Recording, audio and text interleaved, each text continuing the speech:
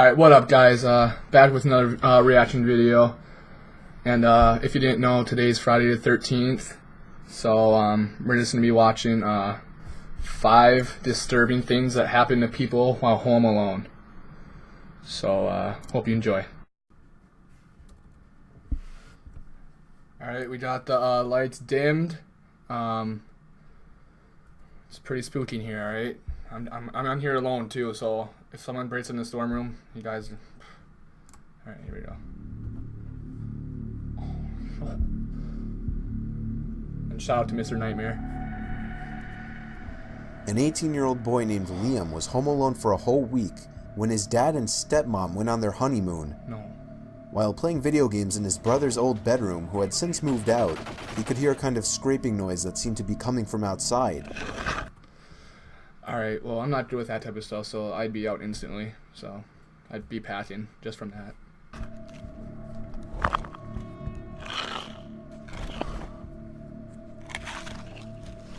The strange thing, this room was on the 2nd floor, so it seemed nothing but odd to hear something outside scraping against the walls. Yeah, I'd be out. He tried to ignore it by turning the video game up louder, but the scraping sounds only became more apparent. He decided to finally look out the window, but it was too dark to really see anything. Alright. He left the window open a crack to better hear the noise if it persisted. If you hear anything coming from your window, never open it. That's just a stupid mistake. Liam spun around to discover the window was now open, and someone was crawling into the room through it. He was able to push the intruder back out the window before he could fully make it into the room, who then fell 2 stories down into the bushes below. He apparently wasn't too injured, as he was gone within minutes. Okay. Oh, jeez. Yeah, I'd be out. During a rainy night in Central Islip on Long Island, a teenager named Ian was home alone, so he invited his friend Carl over. His friend texted that he would be over in 2 minutes. Ian prepared the video games he planned on playing with Carl and heard the gate to the backyard close. Confused as to why Carl went out back, Ian went out to the backyard. His shed door was open with the light on. As he called out Carl's name walking to the shed, the light inside the shed turned off. Simultaneously, Ian received a text from Carl saying, "I'm here." Ian responded, "Are you in the shed?" He responded back, "I'm at the front door."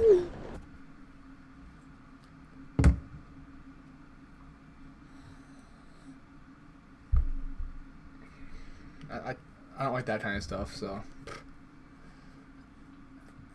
That shit would be on fire and burned down.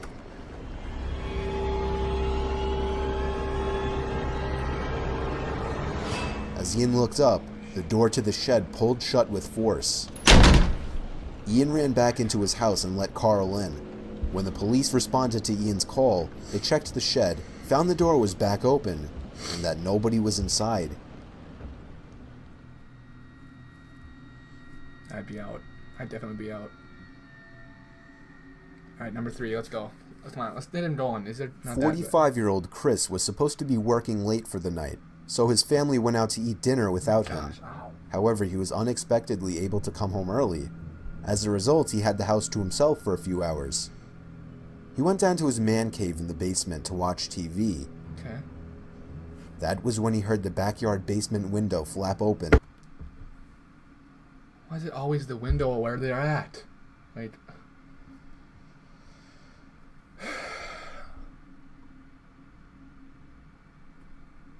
I'm pretty sure someone just tapped my shoulder, so... Their head inside, peering around the room. He hid behind the couch until the person shut the window. Chris ran upstairs with a baseball bat and shut off all the lights. Yeah. He waited in the kitchen, which was by the back door. There we go. Somebody suddenly reached their arm through the... See, I'm not that good of a thinker. I would be in my room, locking the door, underneath the covers, pretending I was dead. So, just in case the person comes in and sees me, that I'm already dead, so there's no point of even killing me. So... pet door in an attempt to unlock the door. Chris swung the baseball bat as hard as he could at the person's arm, causing them to scream and flee. Okay. That same night, sirens roared down the street and stopped at a neighborhood house. It turned out one of Chris's neighbors 3 doors down had been murdered, and when his wife came home, she found the house was ransacked with missing valuables everywhere. Murdered?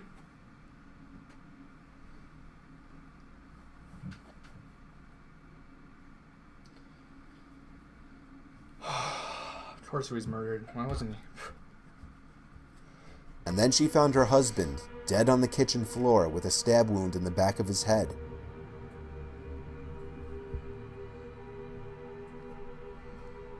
Alright, number 2. Let's go. A young girl named Anne was home alone one snowy Friday night. Her parents were out to dinner. Alright. I'm here alone. It's a Friday night. It's snowing. Please don't let this happen to me. Please don't. And her sister was out with friends. She was taking a nap on her bed.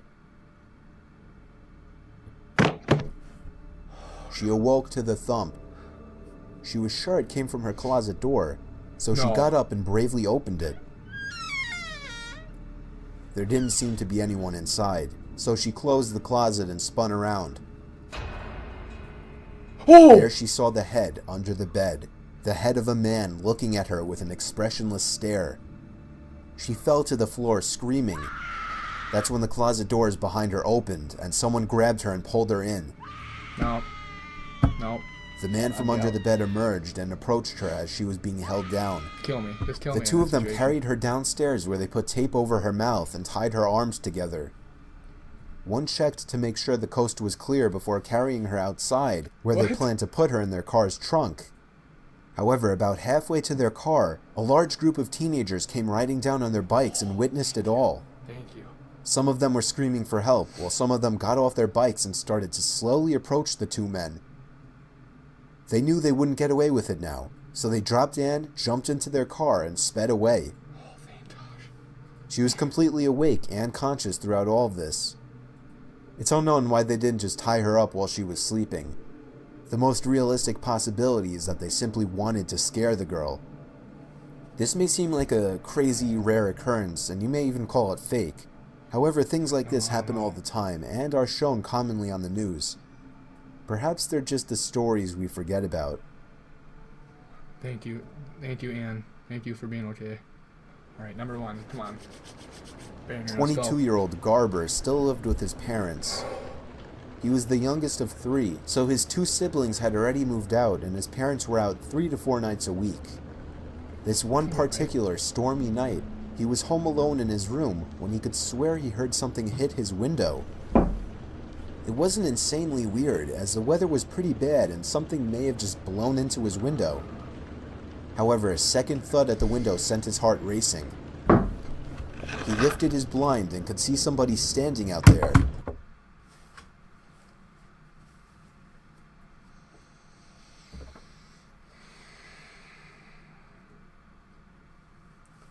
If I saw that,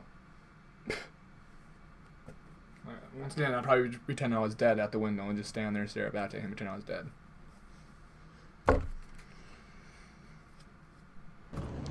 Even through the damp windows and the pouring rain, he knew he did not recognize that person.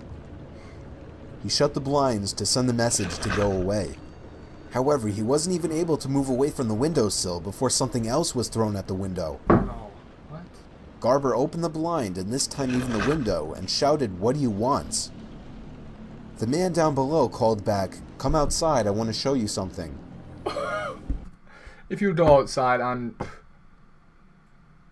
Garber went downstairs to call the police. Oh, okay. They asked him if he was sure that he didn't know the person and if they had caused any damage. The 911 operator asked Garber to call back if the person continued to harass him or showed signs of wanting to break in. Garber hung up the phone. He wanted to see a better view from down in the kitchen, No. so he opened the kitchen blinds. Garber called the police right back and informed them that the man was standing at his kitchen window and to send somebody right away. The next time he looked back at the kitchen window, the man was gone. That was the last time Garber ever saw that man. That's it. Alright, well, that's the end of the video. That wasn't as bad as I thought it was going to be, but hope you guys enjoyed, and we got some shout-outs. I just said first 10 to feed my tweet gets a shout-out, so we got Dylan_Ion, Sauce, Tyler Reed 1, Mitch_Anderson5, Mitch, Hockeyboy_22, Shaner, got that NDSU football number 50, at Ross Kenley 44, Shred_MN, Evan Hughes, Savannah K, Sav, Liv_Olsen 94, P Mashad 666, Preston Mashad, and Danny Det _. Alright, smash that like button for more content. If you have any video requests, comment down below for reactions, and hope to see you guys next time.